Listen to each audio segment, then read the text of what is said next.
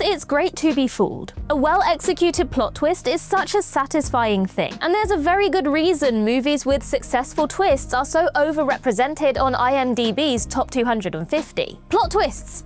We love them! Interestingly though, plot twists are rarely foolproof, and when taken literally, they won't necessarily make complete sense. For example, twists like those in High Tension, The Village, and Now You See Me are so in-your-face stupid that it's nigh on impossible to accept them, whereas the better ones are contrived in more subtle ways. Now, the following movies are great examples of this. So with that in mind, I'm Ellie for What Culture, here with 10 more brilliant movie plot twists that don't actually make sense. Number 10, Thor: The Dark World. Loki has taken over Asgard. Though Thor: The Dark World is widely agreed to be a creative low point for the Marvel Cinematic Universe, it does still have its positives. Perhaps most notably, it does have this cracking final twist. Loki, who appeared to have sacrificed himself for Thor earlier on, is actually still alive and has taken over Asgard by impersonating their father, Odin. When Loki reveals himself sitting on his father's throne like the absolute boss that he undeniably is, it's such a satisfying display of power from one of the all-time great MCU characters. He was here to stay after all, and even when stuck in a weaker film,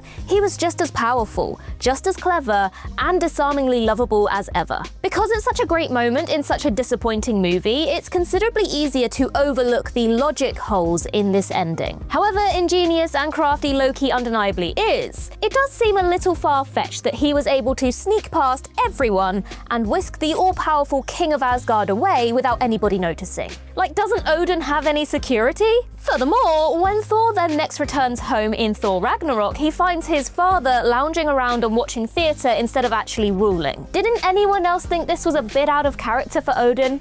Did nobody notice? Number 9, Death on the Nile. Both versions, The Killer's Plan. Both adaptations of one of Agatha Christie's best books, the wonderful 1970s edition starring Peter Ustinov as Hercule Poirot, and the rock-solid 2022 version directed by and starring Kenneth Branagh, are emblematic of a common thing you just have to go with when it comes to Dame Agatha's work. The solutions to her mysteries are essentially elaborate puzzles for the detective and the reader to solve. And this means that the murder plots are often unrealistically overcomplicated. And Death on the Nile is no exception. This one tells the story of an unlikable heiress named Lynette while on a River Nile cruise. It eventually turns out that Lynette's new husband, Simon, is the killer, and he's working with Jacqueline, Simon's supposed ex-lover. Now, the pair partake in a thoroughly convoluted plan involving Jacqueline pretending to shoot Simon, who then rushes off to kill his wife before returning to where he was shot and shooting himself for real. There was so much that could have gone wrong with this plan. For example, there was no guarantee that Simon was going to be alone after being shot, and there would have been many simpler ways to steal Lynette's fortune. But that's just something you have to go with. Agatha Christie's brilliant murder mysteries are designed to be gripping puzzles and not supposed to be taken too literally. So the abundance of coincidences is more than forgivable here.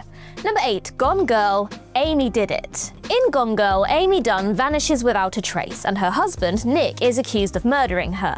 As the mid-film twist reveals, Nick is innocent, and Amy has faked her death and framed him in order to get revenge on him for cheating on her and being a terrible husband. Gone Girl is a movie that's so stylishly directed and persuasively performed that it becomes easy to forget that it does get quite silly at times. Amy's plan hinged on police incompetence at every turn, with them failing to investigate obvious clues that pointed to Nick's innocence. Now, to be fair, a key theme of Gone Girl seemed to be how such investigations are mishandled, and perhaps this was the picture's way of exploring that. But it still wasn't terribly smart of Amy to rely so heavily on other people's mistakes. Things get even stranger later on. After Amy decides to return, she pretends an unstable ex-boyfriend named Desi had kidnapped her, and after killing him, she escapes. Again, everyone just believes her story, and they conveniently forget to check Desi's CCTV and phone, which would have revealed Amy entered his house as a guest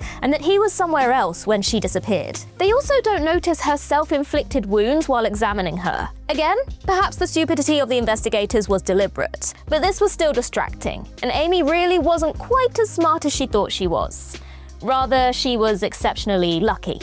Number 7. Orphan, Esther is a grown woman. Some plot twists are so entertaining and so delightfully unhinged that many will accept them, however ridiculous they undeniably are. Case in point, Orphan, which is arguably one of the best studio horror films of the 2000s. Kate and John are a couple traumatized by the stillbirth of their third child, and so they decide to adopt a child. They choose a seemingly delightful Eastern European girl named Esther, who slowly but surely turns out to be a very dangerous figure who threatens the lives of Kate and John's other 2 children. An increasingly suspicious Kate tries to work out who Esther really is, and eventually a doctor who used to look after Esther phones Kate to drop one of the balmiest horror movie twists ever. Esther isn't a child, she's a 33-year-old woman with a rare form of dwarfism. She passes as a little girl in order to murder the families who adopt her. Sure, it's completely ridiculous, and it's difficult to believe that Esther has managed to keep this quiet. In an earlier scene, Esther broke her arm and had an X-ray, so the doctors should have noticed that she had the bone structure of an adult. But once again, it's such an original, twisted, and entertaining rug pull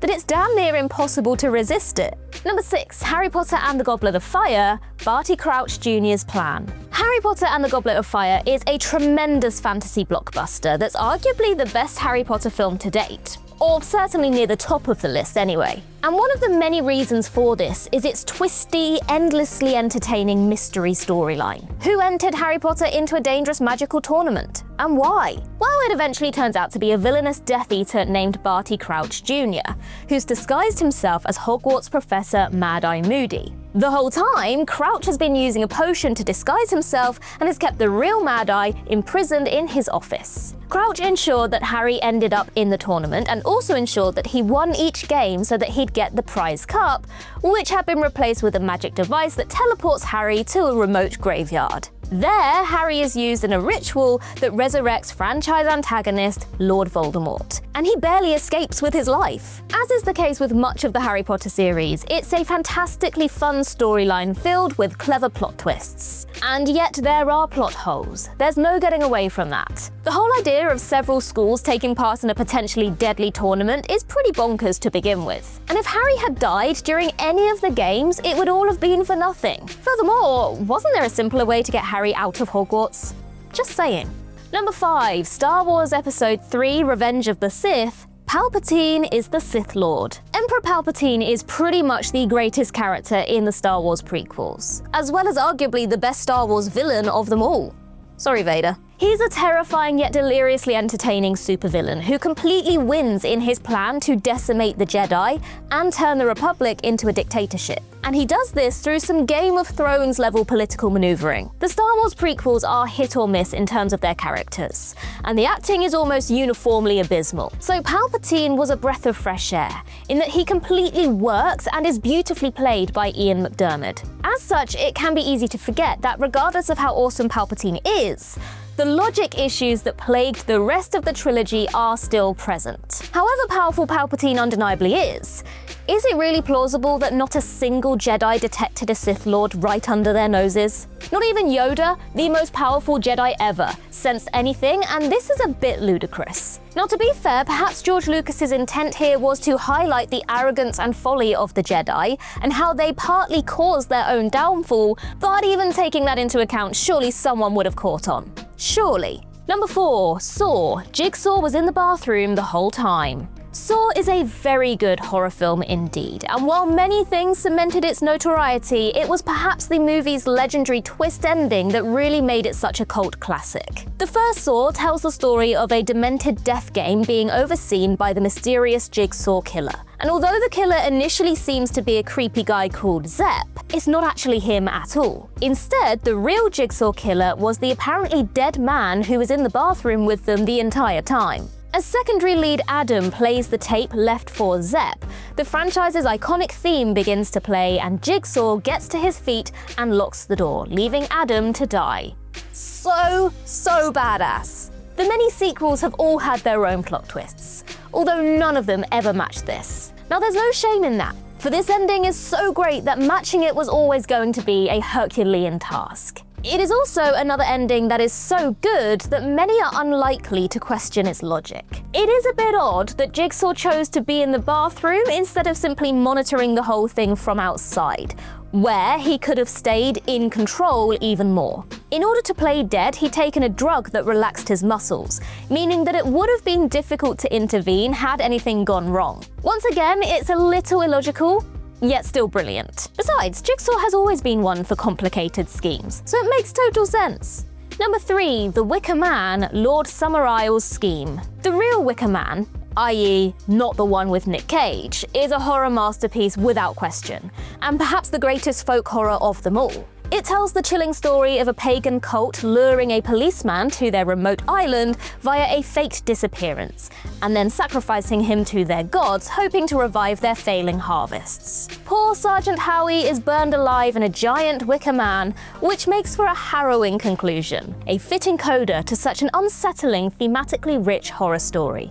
Such is the power and craftsmanship of the Wicker Man that it's much easier to forgive the abundance of contrivances. As with some of the other twists on this list, an awful lot could have gone wrong with this plan. The whole thing relied on whether or not Howie would be foolish enough to come on his own without any sort of backup. And once he arrives, they start claiming the girl never existed. He might have simply left, which would have screwed up their whole plan. A key reason why Howie was chosen is that he came willingly, he has the power of the king, being an authority figure, and he's also a virgin, as he's a devout Christian saving himself for marriage. Given how isolated the island community is, how could they have found out that for sure? Also, there was no guarantee that Howie would be the policeman sent. What if someone else had turned up? Number 2, Us. Adelaide is Red. Jordan Peele's Us is great in some ways, but it doesn't make any sense whatsoever. Us revolves around an army of doppelgangers mounting an attack on their counterparts across the USA. They are revealed to be clones created in a scientific experiment that was long abandoned, and they're led by Red, a clone of protagonist Adelaide. What follows is a thrilling, visually brilliant horror that deftly blends action, black comedy, and supernatural terror. And it also ends with a killer plot twist that few will have seen coming. Adelaide is actually a clone. Years earlier, the version of her from the surface world wandered into the facility, and the clone incapacitated her and then took her place. Now, the fact that Red could speak when none of the other clones do might have had some confused, but otherwise the hints of this are few and far between, and it comes out of nowhere in the best possible way. It's such an effective surprise that viewers might not question it until later on. Namely, why the hell didn't the real Adelaide just return to the surface world once she'd freed herself? If there was anything stopping her from doing this, it's not explained. And that's not even mentioning Us's many other plot holes, such as all those millions of clones somehow surviving in underground tunnels with nothing but an apparently infinite supply of rabbit meat for food. Us is a well-made and well-acted movie, but is it smart? Not in the slightest. Number 1, Ensondie. 1 + 1 = 1. Nothing can prepare you for Ensondie's big twist. The movie revolves around 2 Canadian twins searching for their father and brother after their mother dies. Their investigation takes them to the war-torn Middle Eastern country where their mother grew up. They discover that she had another child who she was forced to give up, and that their father was a prison guard who had forced himself on their mother. Years later, once she had emigrated to Canada, the mother recognizes her son at a swimming pool, able to identify him by a tattoo he got as a baby. But when he turns around, she sees the face of the man who assaulted her. This shock gave her a fatal stroke, and the horrified twins discover that their father and their brother are one and the same. It's an amazing twist, though some did criticize the movie's final act for the avalanche of coincidences. The meeting at the swimming pool was particularly unlikely, for example. And taken in a literal sense, the revelations and coincidental meetings are pretty improbable. But it does still work in the context of the movie itself. Ensondie evidently takes a lot of inspiration from ancient Greek tragedy, specifically the myth of Oedipus, where a man ends up killing his father and marrying his mother through a series of terrible coincidences. It's not realistic, but recognizing the film as more of a mythical piece, it absolutely works. Besides, what are a few coincidences when a twist is this powerful?